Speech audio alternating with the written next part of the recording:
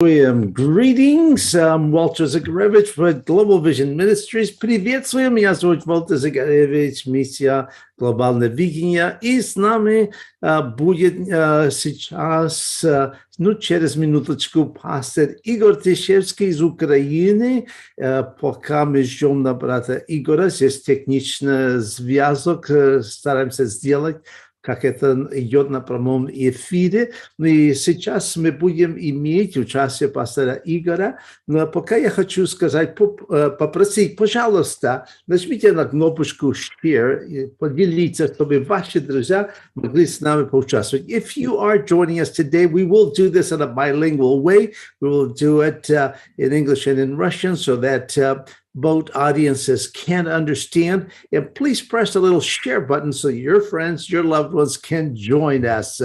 Приветствуем, брат Игорь. Я не знаю, если вы смогли подключиться.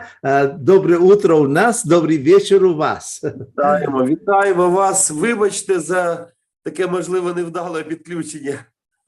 Нічого, все добре. Так що я оголосив, що будемо на російській мові, але нема проблеми, можемо на українській мові розмовляти. Давайте на русском языке, потому что, возможно, больше участников смогут нас понять.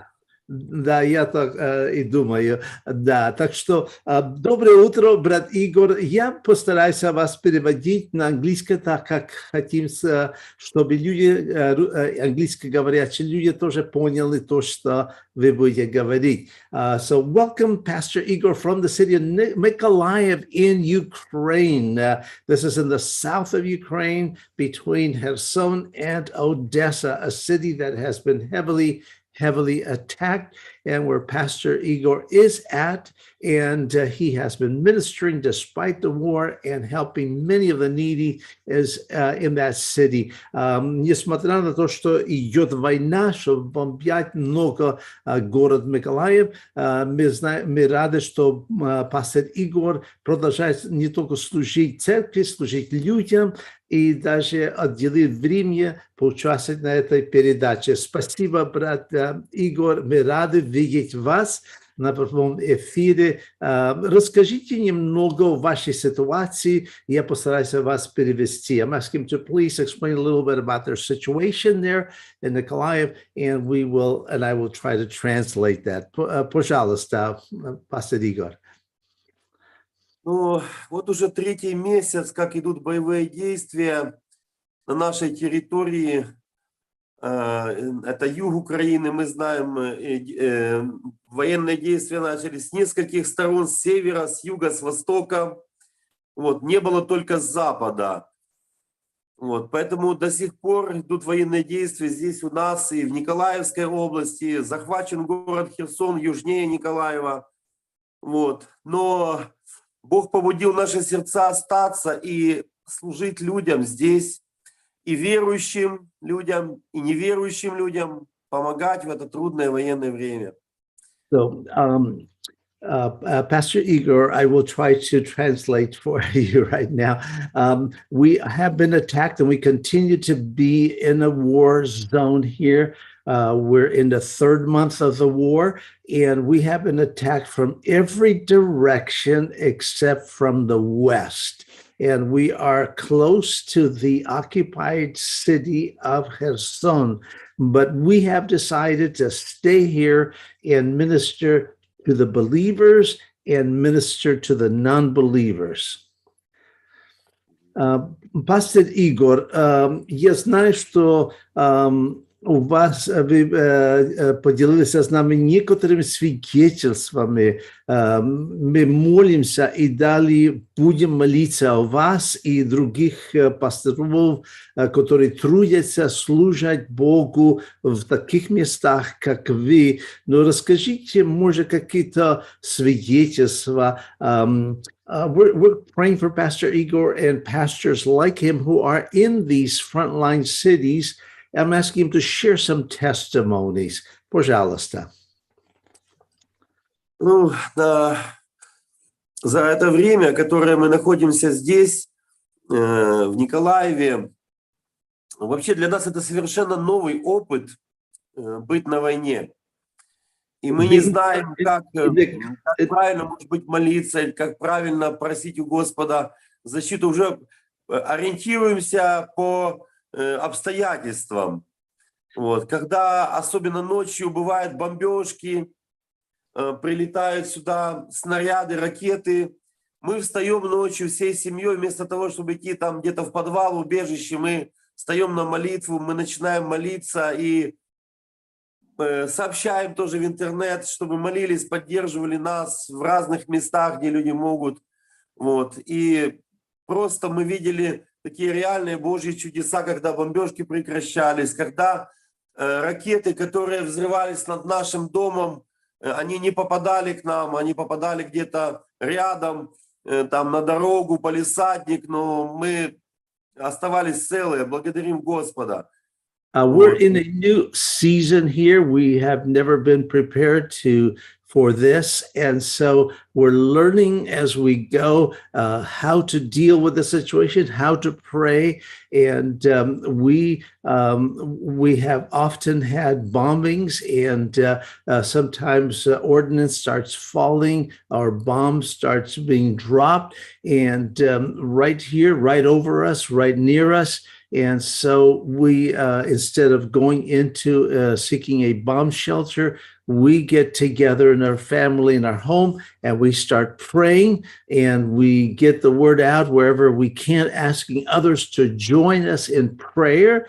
And we have seen case after case where these bombs did not fall on us. Instead, they fell on the street, or they fell in a forest, or they fell in the field, but not on us.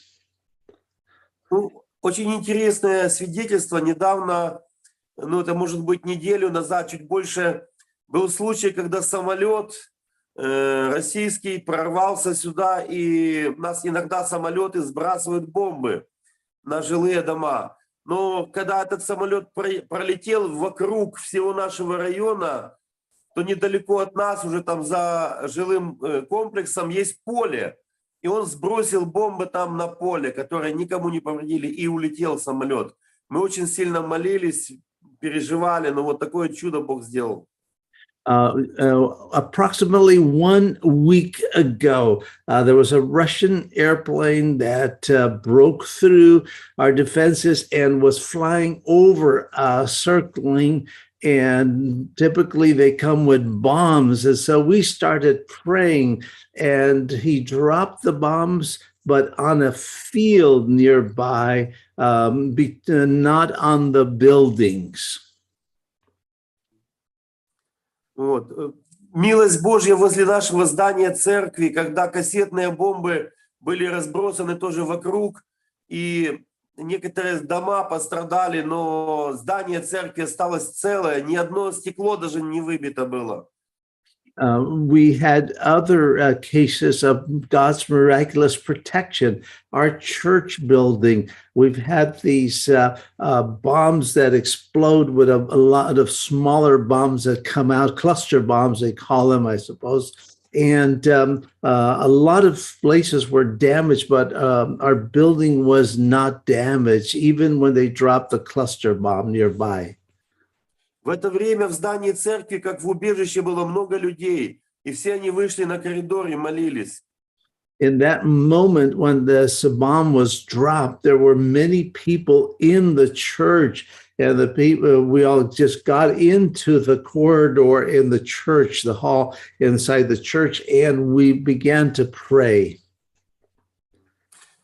Много есть еще таких случаев, конечно, когда Бог хранит нас, наших друзей здесь в Николаеве. Мы просто видим реально руку Божию, которая нас защищает. We see time and again how God has protected us and has protected others here in the city of Nikolaev. Truly, we see the hand of God. Pastor Igor, у вас была, я думаю, что есть еще сложность с водой. Pastor Igor, we know that you had, and I believe you still have a problem with water. Но в этом тоже мы видели Божью руку, как вы могли достать воду. Может, расскажите немного? Да. I asked him Ну, to tell about the water because they have had the problem of water in the city. уже практически месяц Николаев находится без питьевой воды. It's almost 1 month now that the city of Mykolaiv is without potable water, without drinking water. Первое чудо мы увидели, когда уже во всем городе с крана вода не шла. У нас еще целую неделю шла вода из крана в церкви. Да, не в церкви. The first miracle was when the whole city was without water in their pipes. We had one pipe, one faucet in the church that had water for an entire week. Потом Бог показал нам, где мы можем ездить на источник, на родник, и там набирать воду, и мы набирали воду там. And then the Lord showed us where there was a spring where we could go and get water from that spring. And so we began to go and get water there. Сейчас в трубах, в водопроводе есть вода с речки. Ее нельзя пить. Но можно как техническую воду использовать. Right now in our pipes, they're sending river water that is not drinking water, but it can be used for washing and so on. We call it technical water. Ну и последнее, то, что нам Бог дал на сердце, то, чтобы сделать скважину прямо во дворе церкви. Мы это еще не сделали, но мы в процессе, мы делаем. Сегодня специалисты были, они там уже как бы начали эти работы. But we decided we need to do something, and that is to put a well here in our church property, and we already have a specialist there today to check it out, how we can drill a hole and get water out from underground. И вокруг нас есть очень много многоэтажных домов. Мы хотим давать эту воду людям, всем, которые вокруг церкви. Не только для церкви, но для всех людей. We are surrounded, where the church is, we are surrounded by many high-rise apartment buildings where people live. And we want to install this water at the church, this water pump and from a well, so that we can provide water not just for the church, but to provide water for the community, for all these people that live in these apartment buildings. Мы сейчас много набираем в источнике воды и развозим ее инвалидам, пожилым людям. В больнице тоже мы возим воду там, где люди нуждаются в воде. В источнике набираем и везем этим людям. Right now, what we are doing is we're going to the spring, we're filling up containers with water, and we take this water to the hospital, we take this water to handicapped people, we take this water to people that are needy, that cannot go out and find their own way or their own water. Вот эта наша скважина церковная, она должна через неделю зафункционировать.